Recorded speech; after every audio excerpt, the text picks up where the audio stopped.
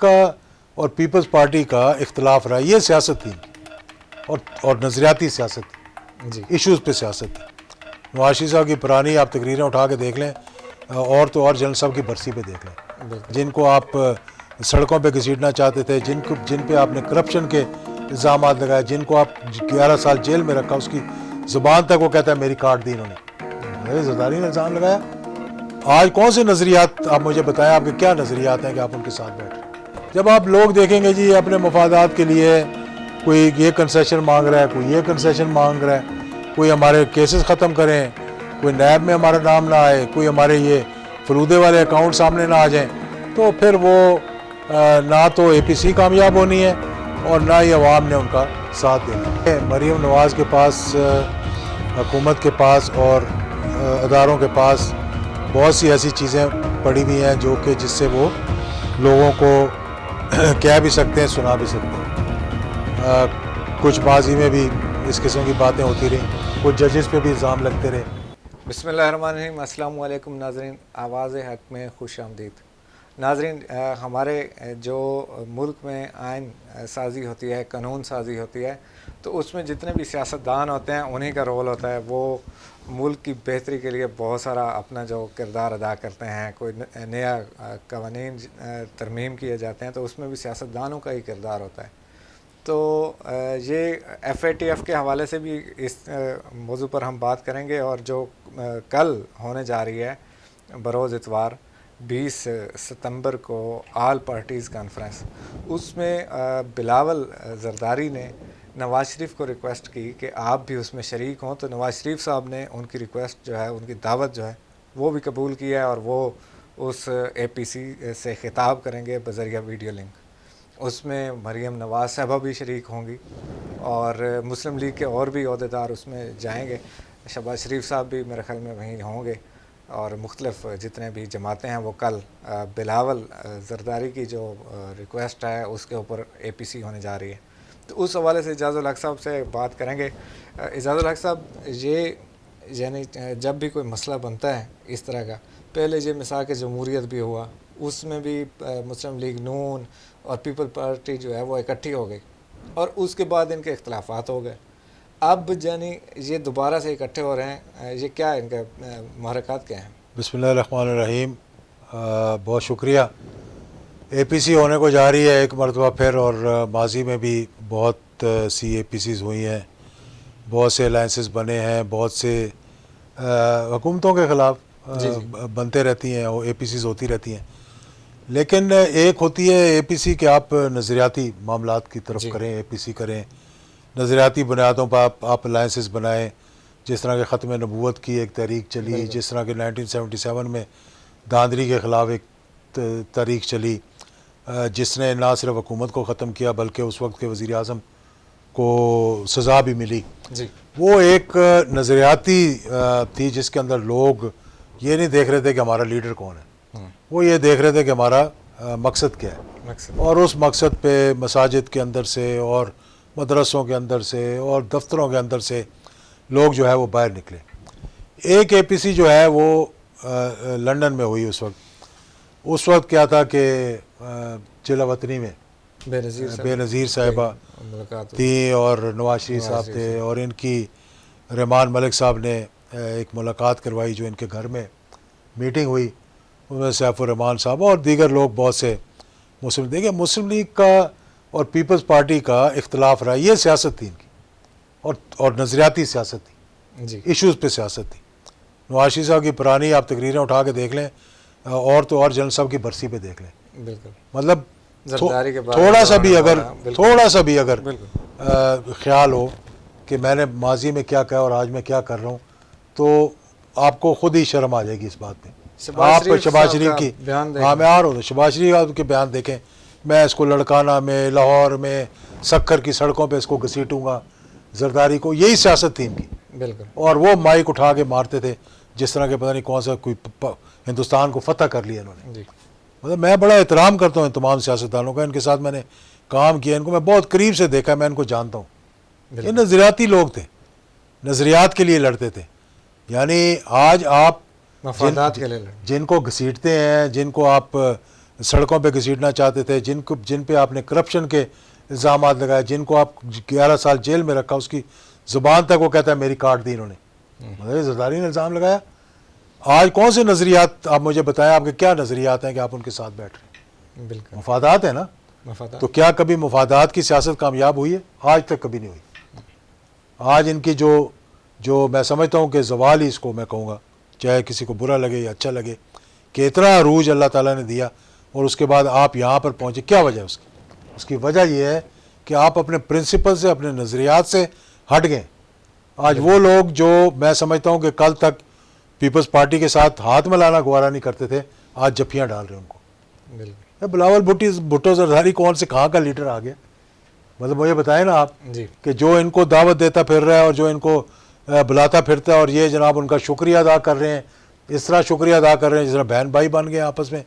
और फिर आप अब ये देख रहे हैं। मुझे अगर ये, मैं आज आपको गारंटी के साथ कहता हूँ कि फजल रहमान साहब भी थे चार्टर ऑफ डेमोक्रेसी की जब हुआ, उसके बाद APC हुई लंदन में, PMLN भी थी, पीपल्स पार्टी भी थी। अब मैं आपको ये बताता हूँ कि मैं इस बात का ना विटनेस था, इसको बड़ा करीब से मैंने फॉलो किया उस वक्त। ठीक है पहली बात जो इनकी तहरीर, अभी मतलब कि स्याही जो है वो उस तहरीर की खुश्क नहीं हुई थी। क्या कहा उसमें कि जो जमात जो है इस्टेब्लिशमेंट के साथ राब्ता करेगी उसका बॉयकॉट कर दिया जाएगा। ये किसने कहा? इस चार्टर ऑफ डेमोक्रेसी ने कहा। अच्छा उसमें लिखा कि कोई जमात इस्टेब्लिशमेंट के साथ मिलकर सियासत नहीं करेगी। ठीक है मकसद ये था कि अब हम अपने उस पर आएंगे, इस्टेब्लिशमेंट हमारे ख़िलाफ़ है, हमें जिला वतन कर दिया है, हम वहाँ से निकल गए हैं, बेनज़ीर वापस पाकिस्तान नहीं आ सकती थी। फिर क्या हुआ? अभी उस चार्टर ऑफ डेमोक्रेसी की, उस APC की स्याही खुश्क नहीं हुई तो अबू धाबी के अंदर जनरल परवेज़ मुशर्रफ की और बेनज़ीर की मीटिंग हो रही थी। ना मोहतरमा को जमहूरियत का ख्याल आया उस वक्त कि मैं किस चीज़ के ऊपर साइन करके आई हूँ, और ना परवेज़ मुशर्रफ को आया ख्याल आया इस बात का, सिर्फ इसलिए कि मैं अगले 5 साल के लिए सदर बन जाऊँ।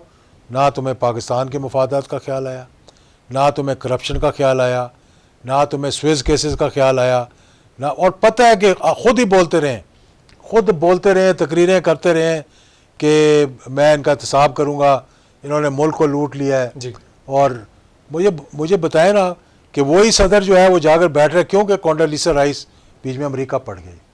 ठीक है यानी ये हम इस हद तक नीचे गिर गए कि अमेरिका के कहने पर हम उन चोरों के साथ जाके हाथ मिला लेते हैं जिनके खिलाफ केसेस जो हैं वो अपना मुकम्मल हो गए हैं और उनके फैसले आने वाले थे दिसंबर के अंदर, और नवंबर में जाके आप NRO कर लेते हैं।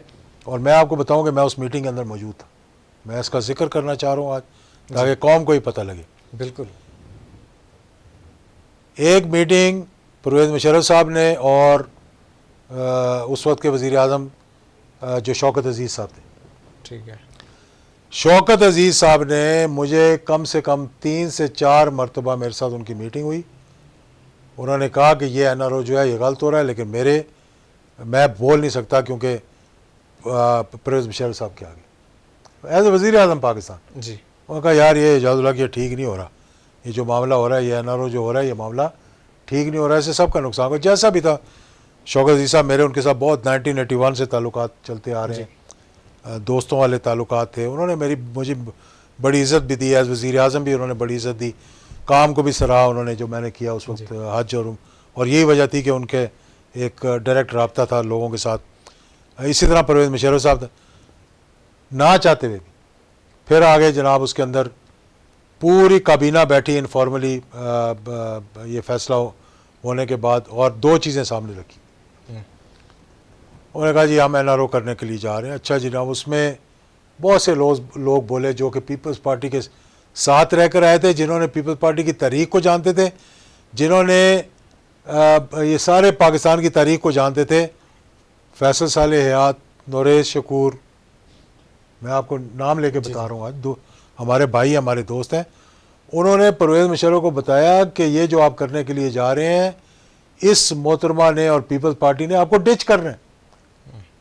इन्होंने कहा ये वही लोग हैं जिन्होंने अपना गुलाम इसाक से असम्बलियाँ तोड़वा कर और इस वादे पर कि हम आपको अगले 5 साल के लिए सदर बनाएंगे, तो उसको कहीं का भी नहीं छोड़ा। उस शख्स को जो जिसकी इज़्ज़त एहतराम पाकिस्तान बहैसियत एक ऑनेस्ट इंसान के, बहैसियत एक वो शख्स जिसने पाकिस्तान के न्यूक्लियर प्रोग्राम के लिए अपनी जान तक लड़ा दी, और वो शख्स जो कि एक अच्छा सदर माना जाता था, उसको मतलब आखिरी दिनों में जाकर वादा करके डंप कर दिया।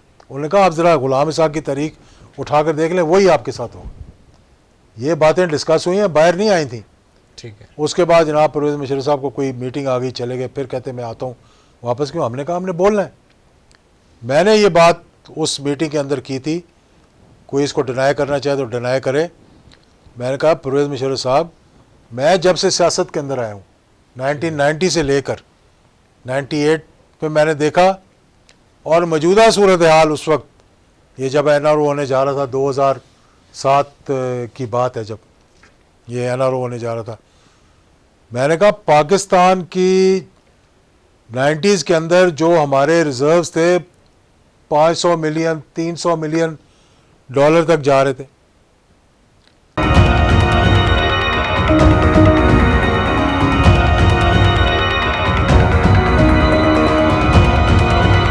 नाज़रीन, इंतहाई माज़रत, थोड़ा इशू था, टेक्निकल इशू था, तो उस वजह से हमें बाहर आना पड़ा। तो इजाज़ुल हक साहब बहुत एक अहम बात कर रहे थे उस वक्त। परवेज़ मुशर्रफ साहब मीटिंग से उठकर चले गए थे। मैं क्या, उनके कोई मेहमान आ गए थे, वो मीटिंग से उठकर चले गए, तो वहाँ पे पूरी काबीना की बात हो रही थी। मुझसे पहले तो मैंने आपको बताया ना कि वो गुलाम इसाक साहब के साथ जो उन्होंने किया, जी, मोहतरमा ने वो बता चुके थे। तो उन्होंने कहा कि यह आप ये समझ लें कि आपके लिए भी एक लेसन है, कल को आपके साथ भी ये हो सकता है। बिल्कुल। और जो बाद में हुआ, तो 3-4 लोगों के बाद जब मेरी बारी आई, तो मैंने उनको बताया कि मैं 1990 से सियासत में आया हूँ, और पाकिस्तान के रिजर्व जैसे कि मैंने कहा है कि कभी भी 500 मिलियन से ऊपर नहीं गए। मैंने कहा आप ये कैसा NRO कर रहे हैं कि $1.5 बिलियन जो है आप इनका राइट ऑफ कर रहे हैं, जो कि साबित हो चुका है, जो कि इन्होंने चोरी किया और मुल्क से बाहर लेकर गए हैं, स्विस केसेस इनके पास बने हुए हैं। तो परवेज़ मुशर्रफ साहब ने बड़े अजीब तरीके से कहा कि आप ये फिगर कहाँ से लेकर आए। मुझे कहा आप ये फिगर कहाँ से लेकर आए। आपने कहा $1.5 बिलियन है, ये $1.5 बिलियन नहीं है, 700-800 मिलियन डॉलर है। अब 700-800 मिलियन डॉलर जो पाकिस्तान के रिजर्व जो थे उन दिनों में, मतलब इतने नहीं थे, 500 मिलियन 300 मिलियन डॉलर रिजर्व होते थे। फिर हम अपने दोस्तों से कहते थे पैसे रखवाएं हमारा बैलेंस ऑफ पेमेंट को ठीक करने के लिए, और बाद में वो उन्होंने मतलब वो केस ख़त्म भी हो गया, NRO हो गया, पाकिस्तान को एक टका नहीं मिला उसमें से, और जहाँ तक कि सरे महल के भी उसके अंदर आया था जी, जो कि पहले इन्होंने कहा हमारा नहीं है, फिर कहा हमारा है, फिर इन्होंने कहा हमारा नहीं है, फिर कहा हमारा है, और फिर जब हुकूमत पाकिस्तान को पैसे मिलने लगे तो उन्होंने कहा ये हमारा है, और वो लेकर उसको बेचकर पैसे खाकर बाहर के अकाउंटों में रख दिए, और आज तक दंदनाते फिर रहे हैं, कोई पूछने वाला नहीं है। जी, तो इसलिए ये बात जो है वो भी APC थी, अब ये भी APC होने जा रही। मैंने आपको कहा कि इसमें सिवाय मुफादात के और कुछ भी नहीं। ठीक है।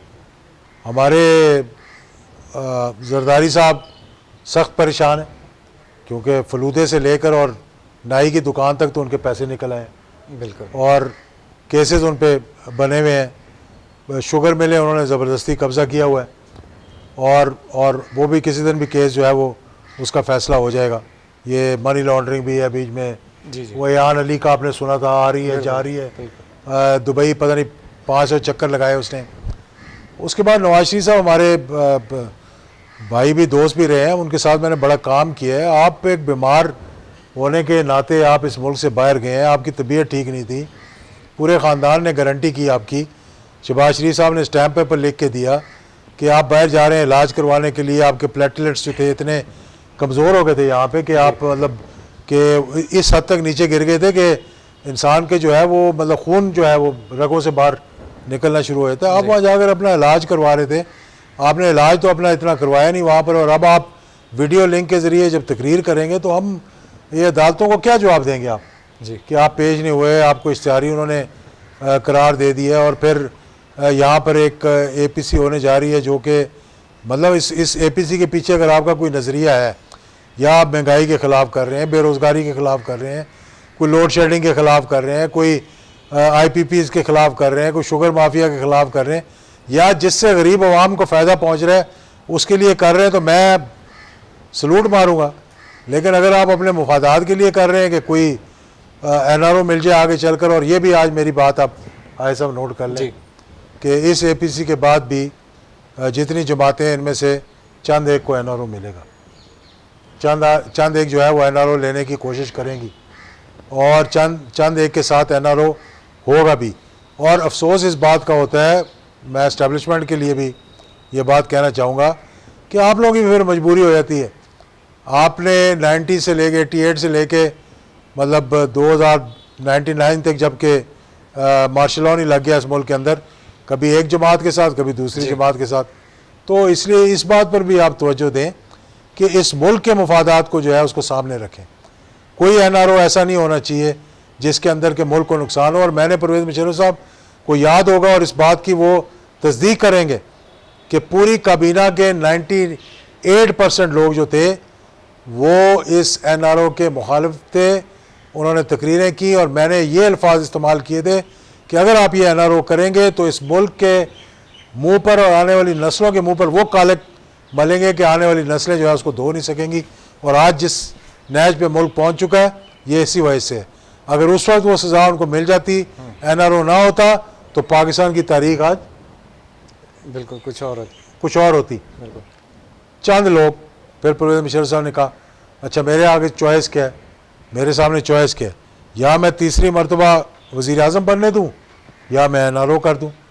और उनमें से हमारे दोस्त थे, मैं बड़े अदब के साथ ये बात करूँगा, जिनको वज़ीर आज़म बनने का बहुत शौक़ था, उन्होंने कहा आप NRO कर लें और इसको तीसरी मरतबा वज़ीर आज़म ना बनने दें। और आपको मालूम है वो कौन थे जिनको शौक़ था वज़ीर आज़म बनने का? चौधरी शुजात की बात कर, मतलब मैं उनकी बात करूँ। और कौन था उसमें? दो लोगों ने इस NRO की हमायत की थी। एक ये थे कि तीसरी मरतबा वज़ीर आज़म ना बनने दें ताकि हमारी बारी आ जाए और आप NRO कर लें। और दूसरे खुर्शीद कसूरी साहब हमारे वज़ीर ख़ारजा थे, उन्होंने इतनी हमायत नहीं की, लेकिन उनको इस सारे किस्से का पता था वज़ीर ख़ारजा होने के नाते, तो वो खामोश होकर बैठे रहे। उन्होंने कहा नहीं बड़ा अच्छा हो रहा है जो कुछ भी हो रहा है। उसके अलावा मेरा नहीं ख्याल कि कोई काबीना का छोटे छोटे मेंबर, नए नए वज़ीर बने हुए, मिनिस्टर ऑफ स्टेट्स, उनमें बहुत से ऐसे हैं जो अब मौजूदा हुकूमत में बैठे हुए हैं। उस वक्त परवेज़ मुशर्रफ साहब के बहुत लाडले थे, मैं नाम नहीं लेता, सब ने इसकी मुखालफत जी कि ये NRO ना करें आप। तो ये APC जो है, मैं कहता हूँ कि ऐसी APC होनी चाहिए जिसमें मुल्क और अवाम मुल्क के आपके साथ खड़े हों। फिर जब आप बात करें तो आप उस गरीब की बात करेंगे तो फिर वो पूरी कौम आपकी बात सुनेगा भी। जी जी जब आप लोग देखेंगे जी अपने मफादात के लिए कोई ये कंसेशन मांग रहा है, कोई ये कंसेशन मांग रहा है, कोई हमारे केसेस ख़त्म करें, कोई नैब में हमारा नाम ना आए, कोई हमारे ये फलूदे वाले अकाउंट सामने ना आ जाएं, तो फिर वो ना तो APC कामयाब होनी है और ना ही अवाम ने उनका साथ देना है। इसलिए मैं आज भी कहता हूँ कि सियासत प्रिंसिपल्स पे करें, असूलों पे करें।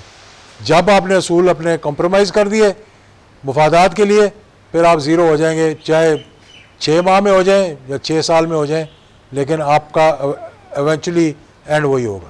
अच्छा, तो ये जो कल होने जा रही है जिसमें मरीम नवाज़ साहबा भी शरीक होंगी, सुनने में आ रहा है, और उसके मुतालिक हामिद मीर ने भी कुछ इंकशाफात किए हुए हैं, तो शहबाज शरीफ साहब भी इसमें शरीक होंगे? ये मुझे मालूम नहीं है कि शहबाज शरीफ या मरीम दोनों में से एक होगा या दोनों होंगे। अब लोग ये नून और शीन की बातें कर रहे हैं कि 2 जमातें इनके अंदर से बन चुकी हैं। मैं उस पर कुछ कमेंट नहीं करना चाहता, चाहे एक शामिल हो या पूरी जमात आके वहाँ बैठ जाए, उससे कोई फ़र्क नहीं पड़ता। देखना ये है कि आपके सामने कौन बैठा हुआ है, किसके साथ आप बैठे हुए हैं। और आप बाजी की थोड़ी सी अपनी वीडियो रिवाइंड करके चला के देख लें कि आप कहाँ खड़े हुए थे और आज आप कहाँ खड़े हुए। बिल्कुल।